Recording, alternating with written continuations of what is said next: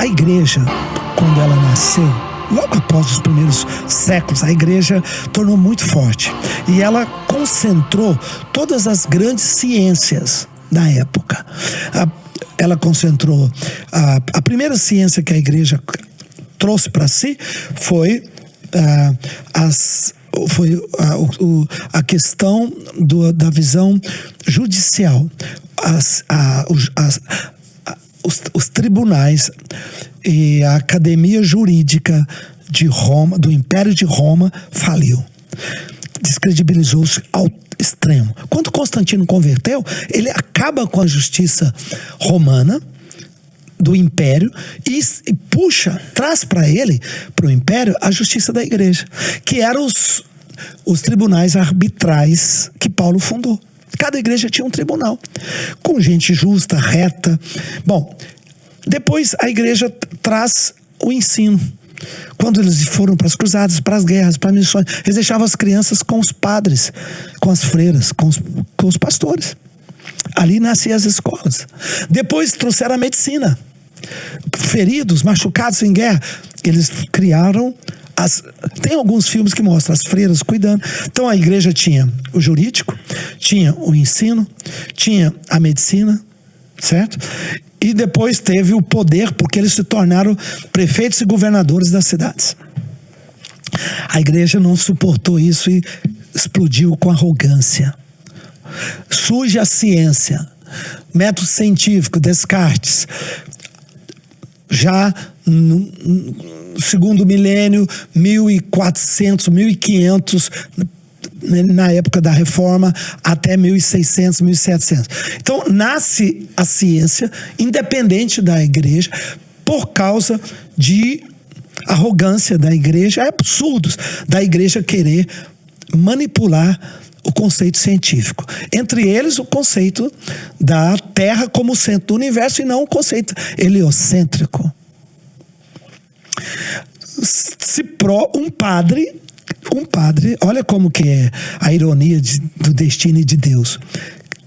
Um padre, Kepler, faz toda uma demonstração matemática da teoria heliocêntrica com precisão perfeita, matematicamente elegante, que é o termo que a gente usa.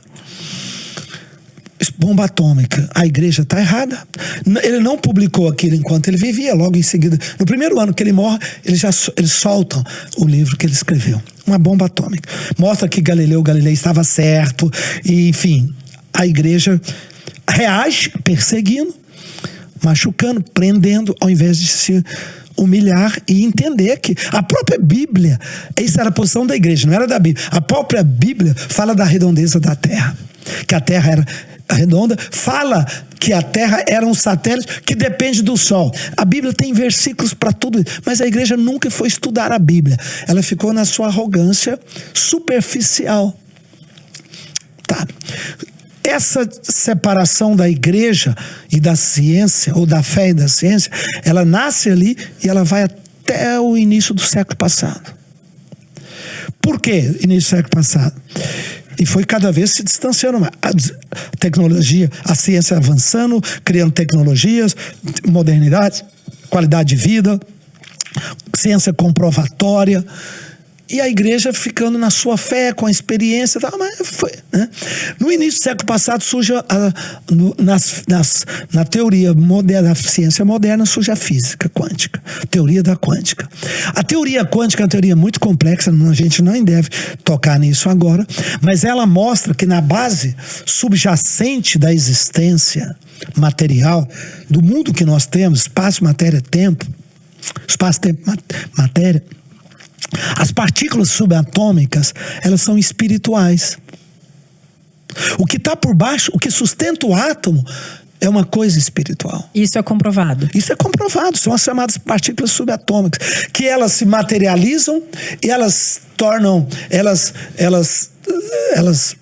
materializam, ninguém sabe como, já se sabe um pouco pela teoria de Bóson. Bóson Higgs, chamado um grande cientista escocês, trouxe uma teoria chamada da dança das partículas, uma coisa muito complicada, que num grau de energia elas se trombam e ali elas se materializam. Elas deixam de ser energia e passam a ser matéria. Daí é a física tradicional que estuda. Exatamente. E você acha que quem estuda a física, ela aproxima ou distancia de Deus? Porque você, na verdade, era convertido antes, já, né? Eu discuti... Já tinha tido experiências. Sim, eu já discutia com meus professores.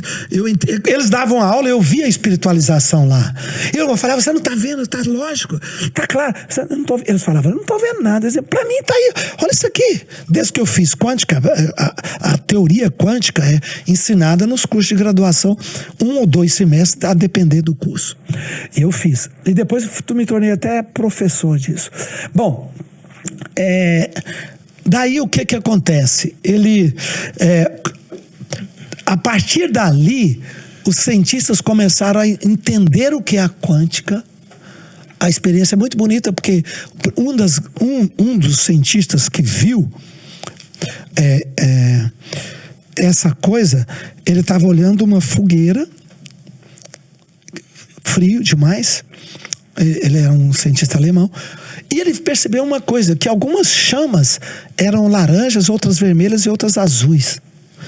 Quando ele viu aquilo, ele falou, caramba, isso aqui é proibido do ponto de vista da física clássica. Tinha que ser só uma cor. As labaredas não podiam ter 3 cores, porque 3 cores, cada cor é um comprimento de ondas, porque o que faz a cor é um comprimento de onda da energia, da luz. Cor azul, comprimento de onda é pequenininho. Cor vermelho, comprimento de onda é grande. Ele parou, viu aquilo e falou, meu Deus, isso aqui é uma bomba atômica. Aí ele começou a desenvolver esse conceito. Ali nascia a base da quântica. Porque havia uma pergunta, a luz é uma partícula ou a luz é uma onda? Ela propaga como onda ou propaga como partícula? Partícula é como se fosse um chumbinho. Pensa na espingardinha de chumbinho. Onda são franjas, a sombra da gente na parede é mais ou menos uma onda. Certo? E aí ali nascia o cerne. Eu vou terminar aqui para... O que eles descobriram? Eles começaram a estudar isso. Tinha 2 teorias. Uma que era Newton achava que era partícula. Ele já tinha feito um pressuposto. Mas os outros cientistas mais recentes estavam tendenciosos a achar que a luz era uma onda. Eles fizeram um experimento chamado dupla fenda. E o que eles descobriram? Que a luz tanto é uma quanto é outra ao mesmo tempo. Você ficou doido? Como que nesta natureza pode se tornar 2 coisas? Isso é proibido do ponto de vista da física clássica. Ou é partícula ou ela é onda. Não, é ao mesmo tempo. E o que é que define isso? Que eles descobriram, passava um feixe de luz, eles ficaram olhando na fresta de uma caixa, quando o feixe de luz batia lá na parede, eles olhavam. Quando alguém punha o olho, batia como partícula. Quando tirava o olho, batia como franja. Caramba, que loucura é essa? Puseram o animal, não fazia efeito.